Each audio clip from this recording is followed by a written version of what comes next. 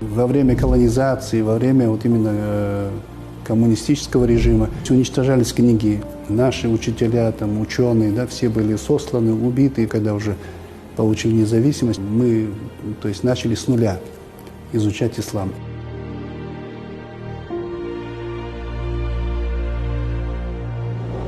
В этот момент пришли разные течения, пришли разные джамааты, которые стали преподавать нам ислам, но никто не спросил, какой у нас ислам, какой ислам был у наших предков. Никто не спросил, как они преподавали, как они себя держали, какая была духовность, руханият, какими они были великими учеными, какими были аулия. Каждый пришел навязывать свою именно идеологию, свое видение ислама.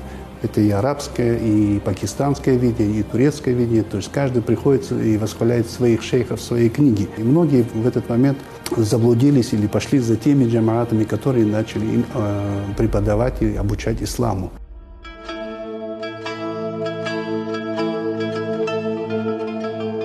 Программа государства Рухани Жаңғыру правильно должна переводиться, что это духовное возрождение.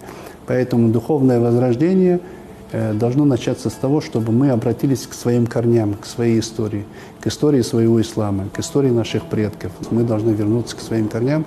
Наши корни, естественно, наши предки приняли ислам через тасауф, через науку суфизм, через науку ихсан.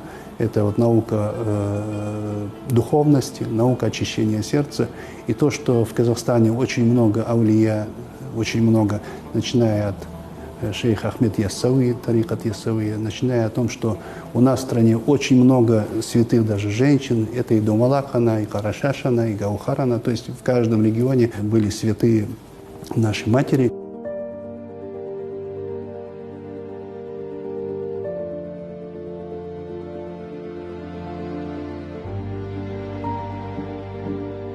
То есть это были богобоязненные, это были уже умнейшие люди того времени. Поэтому в Казахстане, у казахов это аулия, мы их называли. Поэтому у нас их очень много. В каждом селении, в каждом ауле был такой человек.